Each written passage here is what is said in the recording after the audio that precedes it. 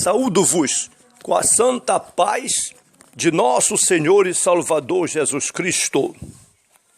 Lições da Bíblia com o pastor Sócrates Penaforfado, ex-aluno da Faculdade Teológica das Assembleias de Deus, em Pindamonhangaba, São Paulo, secretário de Missões e professor da Escola Bíblica na Igreja Evangélica Assembleia de Deus, SEMEADAP, na cidade de Tartarugalzinho, no estado do Amapá, na região norte da República Federativa do Brasil, sob os cuidados pastorais do reverendo Josias Dias Fonseca.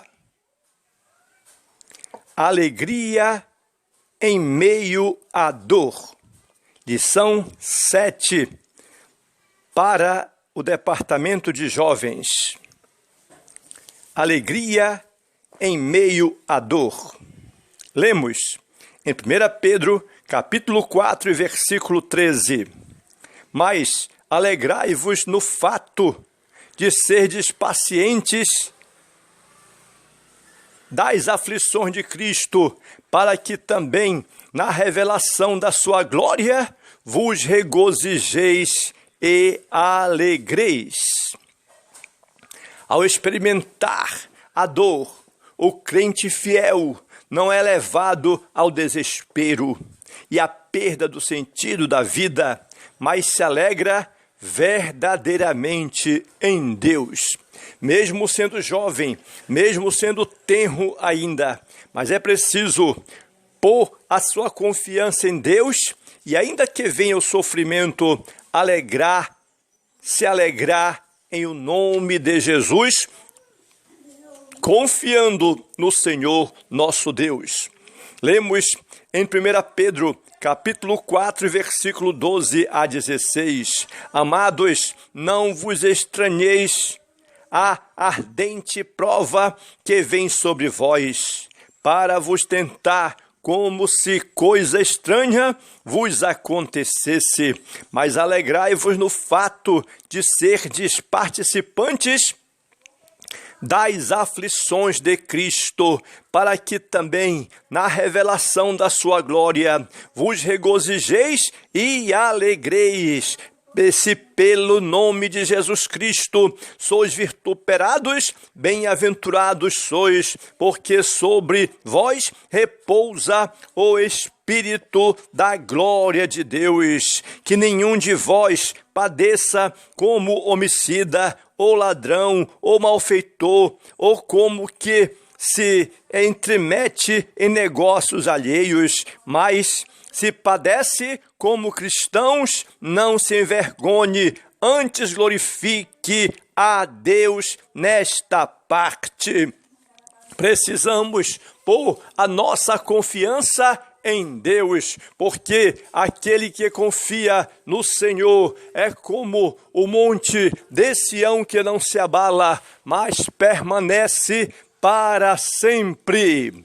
Se você perguntar a qualquer pessoa em perfeitas condições se ela aprecia a dor ou se gosta de sofrer, a resposta certamente será não. Ninguém gosta de sofrer, ninguém quer sofrer, ninguém quer sentir nenhum tipo de dor. Qualquer tipo de dor que a pessoa possivelmente possa sentir, ele busca logo uma solução para que possa se livrar da sua dor.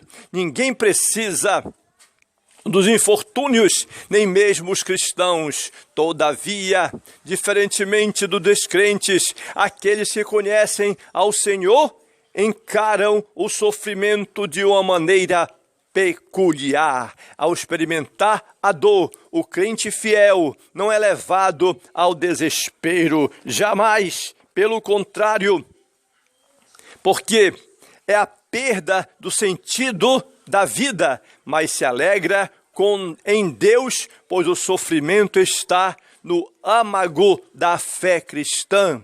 E aquele que confia no Senhor é como o monte de Sião, que não se abala, mas permanece para sempre. Este é o conselho que Pedro dá em sua carta, quando apresenta a alegria na dor e no sofrimento. Alegria de sofrer como cristão. Se você agora teme ao Senhor, se você agora anda na sua palavra, então você tem outro comportamento em qualquer situação. Não se surpreenda com o sofrimento. O servo de Deus, ele mantém a sua vida pautada na palavra de Deus, porque os sofrimentos hão de surgir, a dificuldade hão de surgir, mas a vitória é nossa em o nome de nosso Senhor e Salvador Jesus Cristo, porque aquele que confia no Senhor é como o monte de Sião, que não se abala, mas permanece para sempre. Nesta sessão, por exemplo, ao retomar o tema do sofrimento, Pedro diz aos crentes para não estranharem a ardente prova que sobreviveria sobre eles. A expressão ardente, como se passando pelo fogo, evidência que não era um infortúnio qualquer, mas um processo doloroso de provação. A mensagem subjacente é que os discípulos de Jesus não devem se surpreender com o sofrimento, mas tê-lo como algo certo na vida. Consequentemente, o legítimo ensino bíblico rejeita as teologias triunfalistas que negam as provações e profetizam somente as bênçãos materiais sobre a vida dos cristãos. E isso precisamos entender. Embora os salvos sejam verdadeiramente abençoados por Deus com as bênçãos celestiais, no plano terreno, estamos sujeitos a uma série de perdas e infortúnios, como perseguições sociais, como doenças, crises emocionais, desemprego e outras coisas que são afins. Somente quem desconhece ou distorce o evangelho estranha o sofrimento por amor a Cristo. A alegria na aflição. O cristão tem que estar pronto, preparado, disposto, sábio de que na aflição ele vai também se alegrar, porque a palavra é categórica para nós. Ao invés de espanto e perplexidade, precisamos entender aqui na carta de Pedro, que nos aconselha que somente foi dado por Tiago também este conselho aqui em Tiago, capítulo, no versículo 12, isto é, o cristão não se regozija pelo sofrimento em si, mas porque o experimenta na condição de representante de Cristo na terra. Era importante que a comunidade de salvos pertencesse ao bom e percebesse o bom propósito de Deus por tais situações e que pudesse saber que na tribulação o homem estaria se dedicando de corpo, alma e espírito diante do Senhor nosso Deus. Portanto, servo de Deus, levanta-te e resplandece, porque já vem a tua luz e a glória do Senhor vai nascendo sobre ti. A alegria na glorificação. Os crentes deveriam se alegrar diante da perseguição, pois além desta ser uma forma de participar das aflições de Cristo, também haveriam de se regozijar na revelação da sua glória.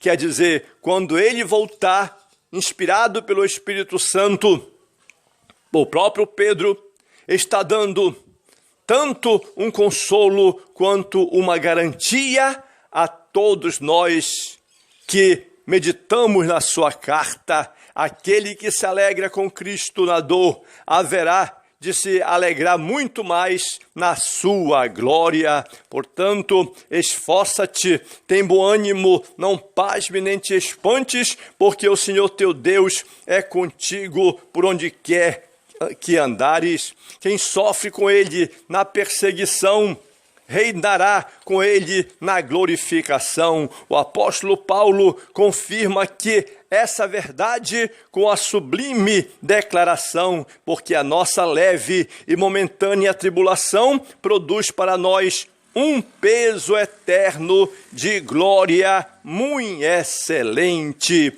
Isto nos mostra que o sofrimento precede a glória, assim como a cruz precede a coroa. A tristeza de sofrer como um malfeitor. Meu Deus, sofrer como um malfeitor, isto não é característica dos servos de Deus. Sofrimento por conduta desonrosa. Jamais o crente deve participar desta situação. Pelo contrário, ele tem que ver o que está escrito no Salmo 1, que diz: bem-aventurado é o varão que não anda segundo o conselho dos ímpios, não se detém no caminho dos pecadores e nem se assenta na roda dos escarnecedores. Antes tem o seu prazer na lei do Senhor e na sua lei medita de dia e de noite. O perigo de intrometer-se onde não é chamado. O servo de Deus deve estar sempre educado, deve estar sempre cônscio da sua responsabilidade, dos seus deveres, dos seus direitos, e deve ser um homem respeitador, uma mulher respeitadora, uma pessoa de equidade, para que possa corresponder dentro da sociedade e, ao invés de plantar tristeza, plantar júbilo. O juízo de Deus. Aqui no versículo 17, os obstinados da epístola são chamados de atenção acerca do juízo divino. Por causa da sua justiça, Deus há de julgar todo o ser criado, a começar pela igreja. A igreja entrará em juízo, o homem entrará em juízo, o povo que vai morar no céu já está sendo julgado. Portanto, é preciso confiar no Senhor, porque o Senhor nosso Deus é digno de toda honra, toda glória e todo o louvor. E o julgamento daqueles que insistem em desobedecer ao Evangelho, eles sofrerão eternamente. Pedro finaliza com uma mensagem de confiança, e se os cristãos padecem segundo a vontade de Deus, devem ficar tranquilos e depositar com confiança a vida nas mãos do fiel Criador, nosso Deus, Pai de nosso Senhor e Salvador Jesus Cristo, que cuida de nós com zelo. Perseguição ao Evangelho e o sofrimento do jovem. Cada um de nós que agora aceitamos a Cristo como Salvador, estamos militando a boa milícia. No Brasil, embora ainda exista pessoas e muitos empecilhos para o exercício pleno da liberdade religiosa, especialmente no âmbito público, nem de longe se comparam às perseguições suportadas pelos irmãos da igreja primitiva. No nosso país existe uma perseguição velada e ideológica pela qual cristãos são hostilizados por suas convicções e valores morais, mas em nível global muitos cristãos são violentamente perseguidos de acordo com a missão Portas Abertas. Aproximadamente 215 milhões de cristãos em 50 países diferentes experimentam altos níveis de perseguição por causa da sua fé. Muitos são perseguidos, você é perseguido, eu sou perseguido, a igreja é perseguida, mas a igreja é vitoriosa. Somos vitoriosos em nome de Jesus, porque para isso Jesus Cristo se manifestou, o Filho de Deus, para desfazer as obras do adversário, orando pelos perseguidos.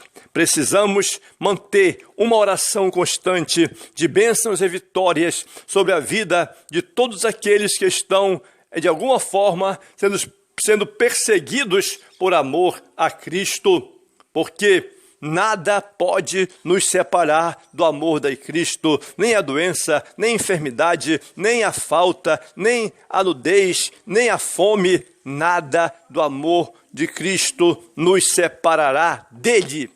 Nada nos separará do amor de Cristo, porque por ele estamos convictos de vivermos dignamente diante do Senhor. Sofrimento psicológico. Ao refletirmos sobre a questão do sofrimento nesta carta de Pedro, é importante recordarmos que a juventude do tempo presente está sujeita a uma série de fatores que desencadeiam algum tipo de dor psicológica. Pesquisas apontam uma geração de jovens ansiosos, depressivos e traumatizados, levando muitos ao isolamento e até mesmo ao suicídio. O número de adolescentes e jovens que tiram a própria vida tem aumentado consideravelmente nos últimos anos no Brasil e no mundo. Diante desse quadro, é importante lembrar de que as Escrituras têm uma resposta para o sofrimento psíquico, pois oferece consolo e cura para as doenças do mal. Esse mal tem que ser banido em nome de Jesus. Esse mal tem que ser vencido em nome de Jesus. Toda pessoa pode passar por um momento de fragilidade emocional. Inclusive, o próprio cristão pode ser afetado, setado, mas é preciso buscar as bases, buscar a palavra, a espada do Espírito, que é a palavra de Deus. Não obstante, com a ajuda do Consolador, o Espírito Santo, e de uma comunidade cristã amorosa, a igreja, ou seja, os irmãos, é possível vencer todas as batalhas para a honra e glória do nome do Senhor. Portanto, servo de Deus, entrega o teu caminho ao Senhor, confia nele e o mais ele fará. A fé e a esperança em Cristo nos dão os recursos necessários para encararmos os dias maus.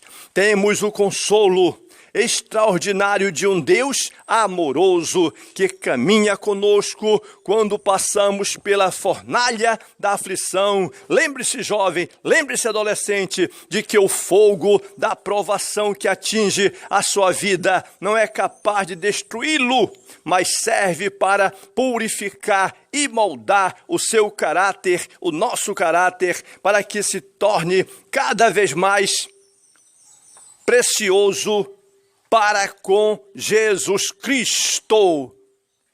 Jesus Cristo é o único Salvador do mundo. Adicione-se no meu canal e você será ricamente abençoado em nome de Jesus.